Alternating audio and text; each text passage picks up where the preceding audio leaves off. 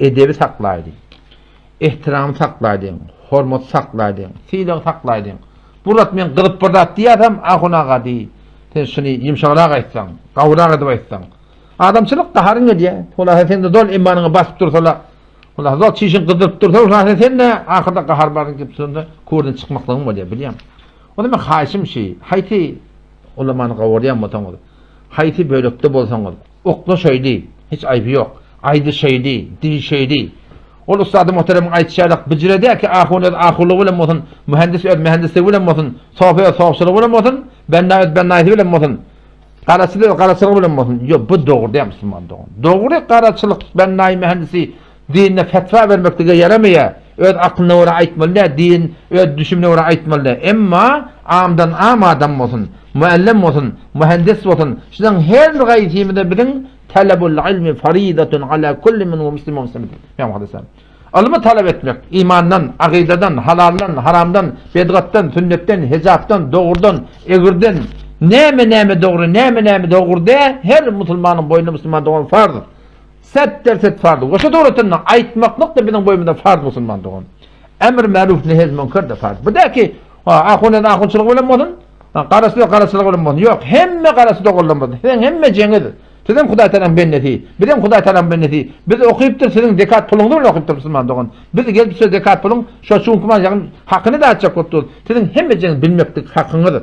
Düşünmeklik hakyňyzdyr, bilmeklik hakyňyzdyr. Hakykatdan çürüm kömekleşmeklik hakyňyzdyr. Batylyň öňünde durmaklygyň hakyňyzdyr. Hawa, hakdan tarafdar etmeklik hakyňyzdyr. Hemme jeňiz haky musulman dogan. Ondan şu taýdan manahym biz hemme jeňiz ele bermeli. Hemme jem hak üçin jok bolmaly, hakka kömekçi boljak bolmaly, hakka yaram boljak bolmaly, batylyň öňünde durmaly, batyl adamlar tanıtmaly. Hatta şe men bolay, fark etmeýär. Men alyp barýan batylyň bilen milletçe ma'rify edin, kilip dogurlan, emma muhterem musulman dogurlan. Bir da raýat edýdi. Edebi raýat edýdi. Ahlaky raýat edýdi. Bir-birine musulman dogan diýip hitap edýdi. Musulman aýallygyny diýip hitap edýdi. Süýçülük bilen gurrungy edýdi, ihanet etmeýdi. İhanet eger men tarapdan da bolanmasa men mazat gaýy deýin. Men bagşa diýip aýdaýyn. Şoňa men edes. Her kimde bolsun, şu orada jawan oglanlar bar, peýslerde da oklaşyp durlar. Bir hut bilen sevmeler bar, ihanet etmeler bar. Şoňa men gyýyk çygatdylar, musulman dogan bir hidaýet Allah taalaňdan. Süýçülük bilen, gawlyk bilen gurrungy edýdi. Kabul etse hop eder. Etmehde kardeş, meňe düşünýänim şi, "Qalu selamun aleykum" bolýar. Hoş onda diýär kanam, turup gaýtmaklyk. Ýeti gün görende birbirine talanmaşmaly bolsun. Birbirine haly-ha soraşmaly bolsun. Sen onu kabul etmejeli barmy? Barmy musulman dogan? Ejada da ýok barmaklygy. Şeriatda sebden bilen sonra hiç wagt ejada ýok barmaklygy. Emma edep saklaýdyň, ehtiram saklaýdyň, syýlyk saklaýdyň, hormat saklaýdyň. Men geçen günümde aýtdym ha. Men gurrunnemden keşjekmiňiz, jogap berjekmiňiz? Hiç aýby ýok musulman dogan. Ketin, Hanefi mezhep boýunça jogap beriň, emma bi edebi etmeň. Bet ahlaki etmeyen bu musulmanın ahlakda ve yeskarune minellezine amenu bedel hamde hemizin imanlı adamlar maskar ettiler Hudaýda kafirler diyor. Sonra velil mutafinin ahirinde okuy. Şolary ki innellezine ecemu kafirler imanlı adamları gülýärler diyor.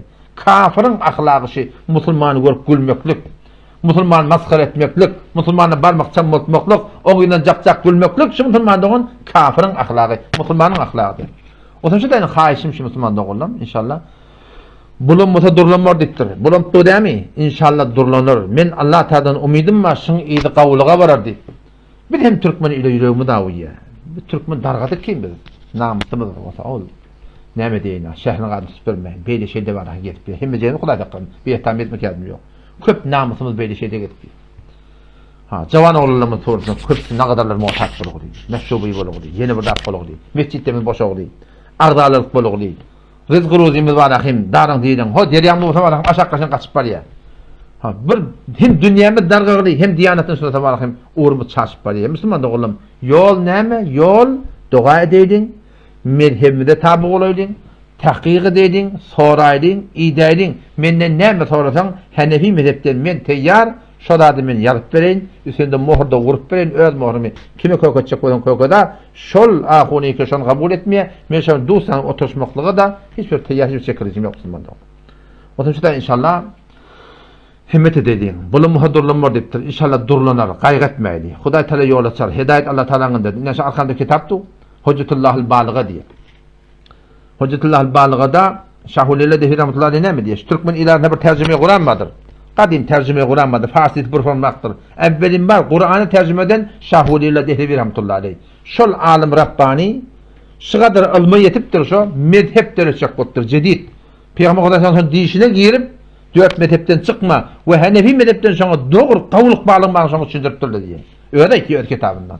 O şey doğrultusunda şu alim ne mi diye? Her yerde ihtilaf köpelse Allah'tan rahmet kapsın kapyaşı diye. İhtilaf ne köpel diye? Hak haydı diye. Batılla tarafından dikleşiye. Hak bilen batılı vuruşuptu Müslümandan. Bu vuruş yerden çilimde. Bu maldan çilimde, makamdan çilimde, mensepten çilimde, riyasetten çilimde bizimki elhamdülillah vel minnet. Olan kadar böyle diye aytdığımda. Belki düşünen nedir? Hak bilen batılın davası bolduğun davat inşallah Teala şu gurumlarda men haişim şu böyle gurum aydeyin on bareli soru cevap bölümde. Haişim şu edebi saklaydı. İhtiram saklaydı, silik saklaydı, hürmet saklaydı. Doğunun hemsayan olbi temin hem fikir demi, hem ray demi. Dost olsa ait bağışlı kardeş, men hem ayetlerini kabul etmeyen, bağıdan kabul etmeyen yöne bir edebi etmeli. Bir ihtirami etmeli. Burada kılıpta burada dedin mi? Sonra bağışla deyip de suratında birbirine selamun aleyküm inşallah Teala bolup dursun inşallah.